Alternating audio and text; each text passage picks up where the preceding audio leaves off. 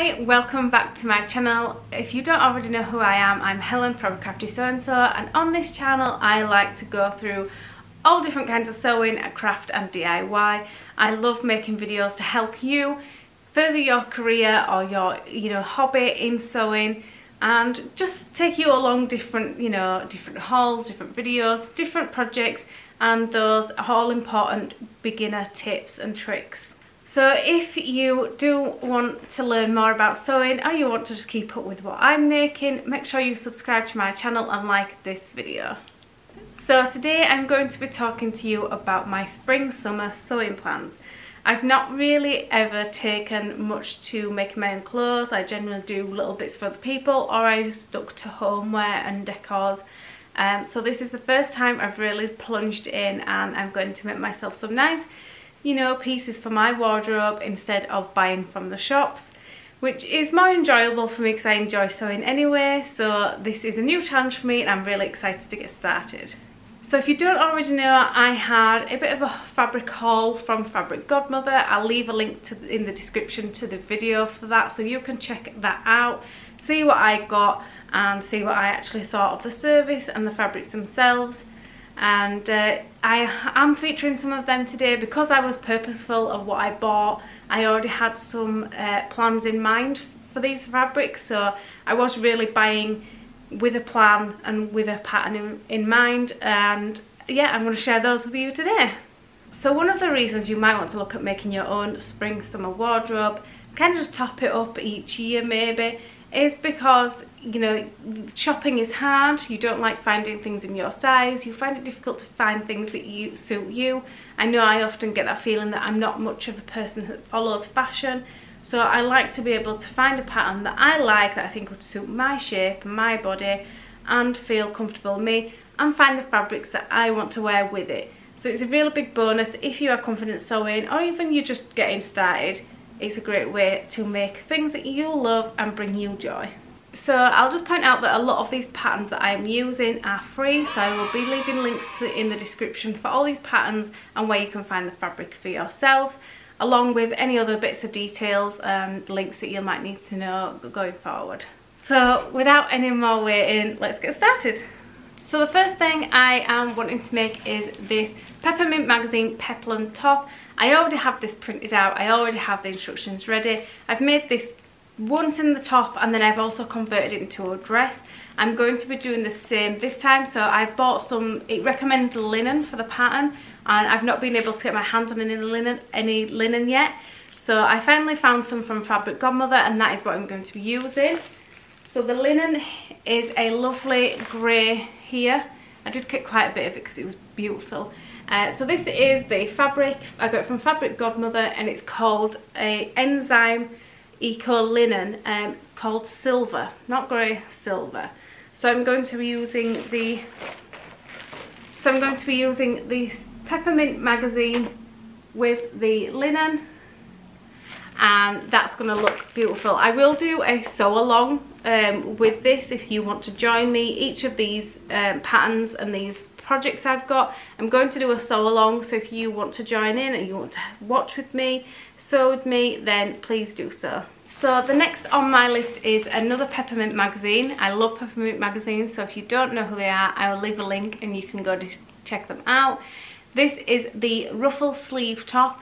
I'm not so much of a fan of the ruffles because I don't like anything too fancy, too like in my way when I'm kind of like doing anything. So I just don't add the ruffle on, but I like the shape of the blouse itself. So it's really simple, really basic, and I love being able to adapt this. And so with this pattern, I'm actually going to make it into a dress. I've already done it, I've worn it now. This is what I'm wearing. I'll show you a little like clip of me in it now. So I'm going to be doing the same situation. I'm going to be using the same pattern and just creating it into dress form. And with that, I'm going to be using this lovely white polka dot fabric with a white backing. So it's quite a sheer fabric. It's quite thin, so even with a double layer it's still quite thin. So I'm going to use one layer of this and then a white cotton backing. It will also help give it a little bit of body. So there's the fabric. It's beautiful, it's very summery, it's very like holiday in France, Spain, and I'm really excited to make it because I think it will just look beautiful. I teamed up with a nice little pair of white shoes and a little brown bag or something. It'll just look adorable. So the next on my list is the Mood Fabrics, or Mood Society as they are called, is the cardoon coat. This is the front page of the pattern. This is how I just store my PDFs. If I don't have them in the plastic envelopes, I keep them in these little mailing envelopes, just because I like to be able to keep it all together with the instructions nice and flat. So this pattern I found when I was doing research for my 15 free sewing patterns for women. So if you are looking to download this, I'll leave a description in the video, and I'll leave a description to the other video so you can check out more free sewing patterns. So I fell in love with this pattern as soon as I saw it because it just looks so relaxed and so comfy, and it's something I feel like a beginner to intermediate could do because it didn't have any like major fastenings, no zips, no buttons or buttonholes. So I was really excited because I've never attempted a coat before, so this will be my first attempt at a coat for myself, and I'm really excited. So I chose the fabric from Fabric Godmother for this, and I'll show you now. So if you can't tell by my background, I love the colour mustard and grey, so I generally went on that theme. Because I was getting things that I wanted to be able to wear together. I think that's something I'm very purposeful. I want to be able to make sure that my wardrobe kind of goes. I don't want to have something that's bright pink with a bright yellow coat. I think it would look a little, obviously, I don't think I could quite pull it off basically.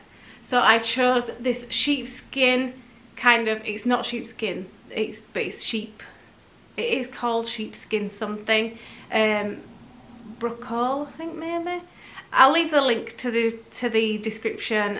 I'll leave a link to the video below of the haul. So I got this in mustard and mushroom.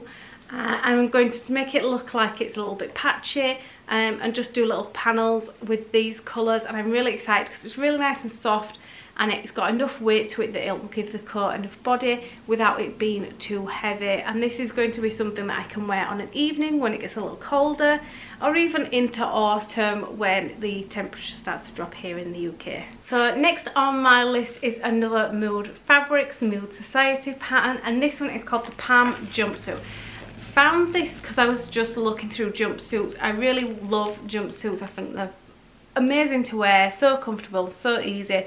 So I've been looking at making my own, and I stumbled across this pattern and I thought it was beautiful. I thought it was so simple and nice, and definitely something I could wear over and over again in different fabrics. So I printed this out, got it ready, because this is probably going to be one of the first ones I make.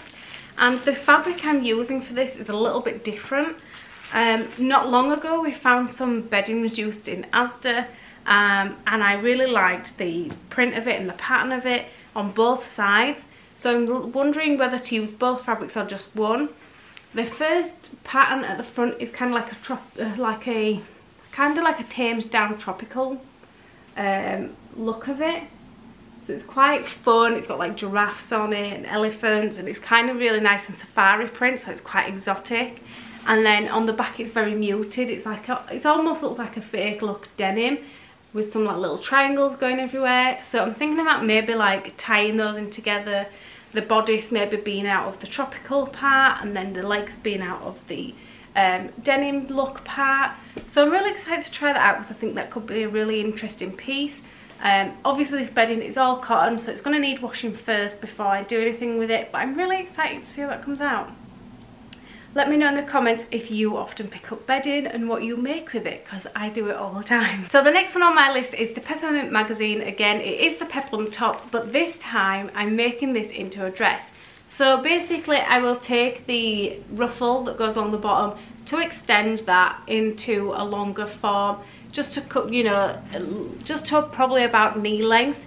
And I'll add pockets and maybe a sleeve if I feel like it. Maybe I'll see how I feel. So yes, I'm going to be adapting this pattern. I am going to document it and make a video of how you can adapt it and how you can use it to make it into something new. And I am using a really cute broderie on glaze fabric for this one. So I found this from Pound Fabrics about a year ago, and I've just not got around to doing anything with it. It's just a lovely like little print. I'll see if I can like get a better, there we go. So it's really nice and really light.